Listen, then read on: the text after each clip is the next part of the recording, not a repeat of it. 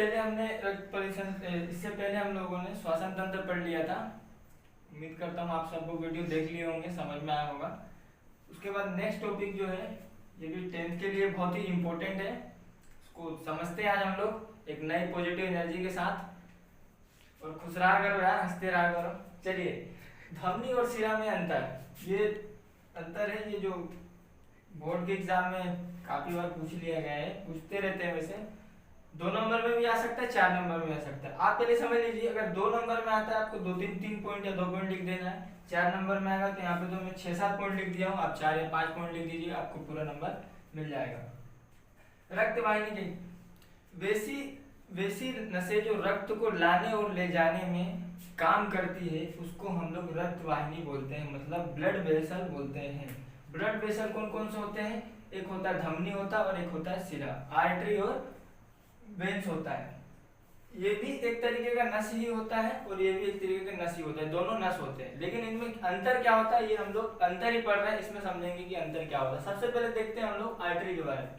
Artery जो होता है, ये जो ब्लड को क्या करता है, हृदय से लेकर पूरे बॉडी तक जाएगा, हृदय से उठाएगा पूरे बॉडी में, ये पूरे शरीर में हमारा बांट देगा। लो भाई सब लोग थोड़ा थोड़ा, तुम सब लोग मतलब बिल्कुल सबको बांट देगा, हृदय से लेकर बॉडी तक जाता है, पूरे शरीर तक।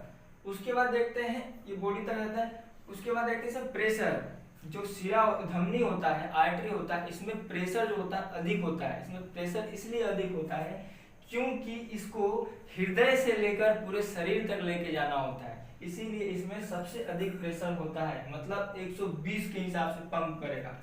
आप लोग देखे होंगे, अगर तीर जो है, तीर को अगर हम लोग तीर धनुष को तानेंगे, धीरे से छोड़ेंगे तो धीरे से जाएगा।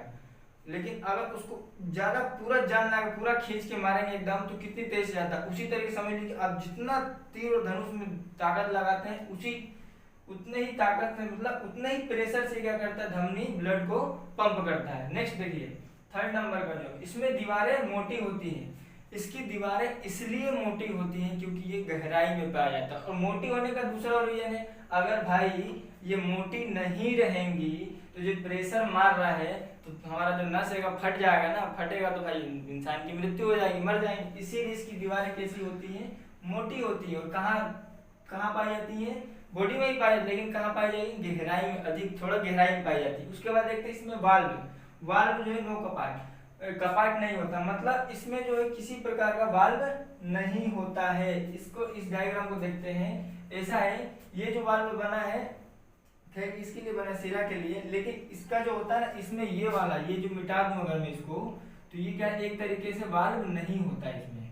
ये यही वाल्व था, ये मिटा दिया, मतलब इसमें वाल्व नहीं होता है। इसलिए वाल्व नहीं होता है क्योंकि भाई इसको ब्लड को क्या करना है, तेजी से पंप करना है, 120 की स्पीड से फेंकना है। तो अगर वाल्व होगा तो भाई रुकेगा, ब्लड रुकेगा, इसीलिए इसमें वाल्व नहीं होता है, अधिक तेजी से जाता है ये। ठीक है, देखते हैं नेक्स्ट, देखते हैं 5वां नंबर का। ये क्या होता है, लाल रंग का होता है।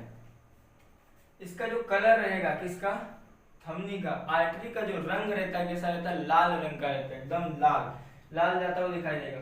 उसके बाद देखते हैं इसमें शुद्ध रहता है। ये जो धमनी है इसमें शुद्ध रक्त का परिवहन होता है, मतलब इसमें शुद्ध रक्त जाते हैं, या शुद्ध रक्त हृदय से जाते हैं बॉडी तक। शुद्ध रक्त इसलिए जाते हैं ऑक्सीजन। इससे पहले मैं जो टॉपिक पढ़ाया था आपको, फेफड़ा वाला पढ़ाया था, उसमें मैं बताया था जो हीमोग्लोबिन होता है, हीमोग्लोबिन और O2 ऑक्सीजन, ये दोनों मिलकर कहाँ जाते हैं, पूरे हृदय में जाते हैं, और यही हृदय से क्या होता है, पूरे शरीर में चला जाता है। इसीलिए इसमें शुद्ध रक्त मतलब ऑक्सीजन लेके जाता है। ठीक है, क्योंकि इसमें ऑक्सीजन का परिवहन होता है। समझिए मेन कॉन्सेप्ट क्या है, इसमें ऑक्सीजन जाता है। ठीक है, इसमें ऑक्सीजन जाएगा तो क्या होता है, ऑक्सीजन शुद्ध रक्त को ही लेके जाएगा। ठीक है, उसके बाद देखेंगे इसमें लूमेन संकीर्ण होता है। संकीर्ण क्या है, देखिए पहले तो ये समझिए लूमेन क्या होता है। ये डंडा देखिए, मारने के लिए लाया, समझाने के लिए। ये जो डंडा है ना, इसमें मार्कर मेरा चला जा रहा है, मतलब इसमें स्पेस है इसमें जाने के लिए। तो ये जो इसका अंदर वाला भाग है, जो ये वाला भाग दिख रहा है आप लोग को, ये अंदर वाला भाग है, इसको हम लोग लूमेन बोलते हैं, या फिर ऐसे बोल सकते हैं जिसमें रक्त बहता है, उसको हम लोग, उसके मतलब अंदर की दीवारों क्या बोलते हैं, लूमेन बोलते हैं। समझ गए, इसको मैं रख देता हूँ थोड़ा, लूमेन। ठीक है, इसके लिए इसका लूमेन संकीर्ण होता है। संकीर्ण का मतलब ज्यादा चौड़ा नहीं रहेगा, मतलब भाई ब्लड को प्रेशर से जाना तो चौड़ा रहेगा, तो अगर ज्यादा चौड़ा रहेगा तो कैसे प्रेशर जाएगा, इसीलिए पतला रहता है। अब नेक्स्ट देखिए, एक इसमें अपवाद है। ठीक है। धमनी में एक अपवाद होता है क्या, कि इसमें अशुद्ध रक्त बहता है। भाई ऐसा कुछ नहीं है, जो बोला है वो पागल है भाई। सुनो यहाँ पे, अशुद्ध रक्त नहीं होता है। जब फेफड़े जब लंग्स से हीमोग्लोबिन और जो ऑक्सीजन होता है, ये जब ऑक्सीजन हीमोग्लोबिन मिल के जब जाता है तो फेफड़े से किस में जाता है, हमारे हृदय में जाता है। तो फेफड़े से हृदय तक, मतलब फेफड़े से, ये लिख दे रहे भाई लंग्स से जो हृदय तक ब्लड जा रहा है, इसके बीच का जो ब्लड होगा वो तो अशुद्धि होगा ना, इसीलिए उसको हम लोग फुसफुस धमनी बोलते हैं। क्या बोलेंगे उसको, फुसफुस धमनी बोलते हैं। ठीक है, अब देखते हैं थोड़ा, अब आते हैं हम लोग शिरा के ऊपर। ये आप लोग को समझ में आ गया अच्छे से, ठीक है। इसके बाद आप लोग हम लोग शिरा को देखते हैं। शिरा, इसका भी काम यही है, मतलब रक्त का परिवहन करता है। ये भी एक प्रकार का नस होता है हमारे बॉडी में, लेकिन इसका नाम अलग है, वो शिरा आएगा। अब देखिए शिरा का काम क्या होता है, ये बॉडी से, इसका काम क्या था, धमनी का काम क्या था, ये हृदय से बॉडी तक लेके जाता था। इसका काम क्या है, ये बॉडी से लेकर आएगा ब्लड को पूरे वापस हृदय को, किस लिए, शुद्धिकरण करने, शुद्ध करने के लिए हृदय तक लेके आएगा। समझ गए।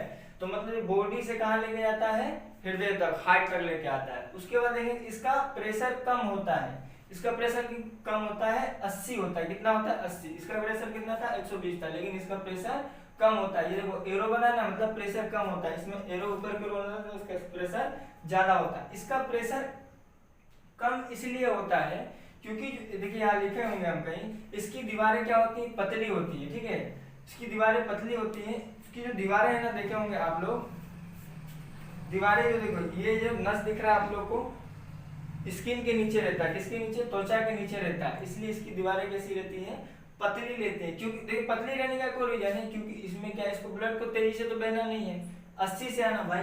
120 और 80 में कितना, 40 का डिफरेंस है, 40 का फर्क है। इसीलिए इसकी दीवारें पतली रहती है, क्योंकि उधर से ब्लड जब शरीर से हृदय में आता है तो धीरे धीरे आता है, इसलिए इसकी दीवारें पतली होती हैं। और किसके नीचे रहता है, त्वचा के नीचे रहता है। कहाँ रहेगा, त्वचा के नीचे, और कहीं मत बता देना भाई। उसके बाद इसमें कपाट बल्ब पाया जाता है। बल्ब कपाट इसमें बताया था, समझ में आया। यहाँ पे भी देख लेते हैं कपाट बल्ब क्या होता है। इसमें कपाट बल्ब क्या होता है भाई, थोड़ा समझ लेते हैं हम लोग। इसमें कपाट बल्ब ये होता है कि जब ब्लड आएगा, ठीक है, ब्लड आएगा तो इसमें क्या होगा, जाएगा। तो ये जो दिख रहा है ना, ये आपको ये जो दिख रहा है, ये लाइन बनाया हम, यही बल्ब देता है। मतलब इसमें जो ब्लड होता है कैसे धीरे धीरे जाता है। ठीक है, इसमें ब्लड धीरे धीरे जाता है, इसीलिए इसकी दीवारें कैसी रहती हैं, पतली रहती है। समझ गए। चलिए नेक्स्ट देखिए, और उसका रंग कैसा रहता है, हल्का नीला रंग का रहता है। देखिए अभी पढ़ रहे हैं आप लोग, अभी अपना हाथ देखिए ऐसे उठा के, कोई टी शर्ट पहना हो, टी शर्ट वाले को तो हटाने की जरूरत नहीं, शर्ट जो पहना है उठा के देखिए, आप लोग को हल्का हरा रंग का दिख रहा होगा आपको, इसी को हम लोग बोलते हैं, यही है हमारा हल्का नीला रंग का जो है उसको शिरा बोलते हैं। ठीक है, उसके बाद देखिए इसमें अशुद्ध रक्त बहता है। अशुद्ध रक्त क्यों बहता है, जो हम लंग्स वाला पढ़ा दिए थे उसमें ही मैंने बताया था। अशुद्ध रक्त ये होता है कि जब उधर से ऑक्सीजन लेके जाते हैं, हृदय से ऑक्सीजन जो ब्लड को लेके जाता है फेफड़े से, वापस जब आता है तो उसमें CO2 मिल जाता है। CO2 4% बताया था मिल जाता है। CO2 के मिलने के कारण क्या होता है, उस रक्त क्या होता है, अशुद्ध हो जाता है। अशुद्ध हो जाता है तो वापस कहाँ आएगा, हृदय में जाएगा। ये कैसा रहता है, चौड़ा होता है भाई। ये चौड़ा इसलिए होता है क्योंकि इसमें ब्लड को क्या आराम आराम से जाना है, इसका प्रेशर कम, इसलिए क्या होता है, ये चौड़ा होता है। अब इसमें भी एक अपवाद है भाई, देखिए इसमें भी एक अपवाद है कि इसमें भी फुसफुस शिरा क्या है, फुसफुस शिरा जो होता है अशुद्ध रक्त को आता है। देखिए जब इसमें वापस जब ब्लड आ रहा होगा, पूरी बॉडी से हृदय में ब्लड आएगा, तो कहीं ना कहीं एक टाइप का उसमें भी नस जुड़ा होगा, एक नस जुड़ा होगा, शिरा नस जुड़ा होगा। नस जो जुड़ा होगा जब वो वापस आ रहा होगा पूरे बॉडी से पूरे हृदय में, तो भाई जो आ रहा है उतना तो वो तो छोट मतलब अशुद्ध ही रहेगा ना, वो तो शुद्ध रहेगा नहीं। ठीक है, समझ गए आप, समझ में आ रहा है कि नहीं आ रहा है, ठीक समझ गए ना। तो यही था इतना धमनी और शिरा में अंतर। उम्मीद कर रहा हूँ आप लोगों को बहुत अच्छे समझ में आया होगा। और इसका जो है ना, मैं PDF आप लोग को डिस्क्रिप्शन में दे दूंगा, जैसा बनाया भाई ऐसे ही PDF दूंगा, बिल्कुल टेंशन मत, ये सब नहीं समझा, इसमें नहीं होगा, सारी चीज समझाऊंगा, लेकिन आप लोग PDF को जरूर देख लीजिएगा एक बार, इससे तो समझ में आ गया होगा यार, PDF का काम नहीं पड़ेगा। मिलते हैं नेक्स्ट वीडियो में, जब तक के लिए जय हिंद।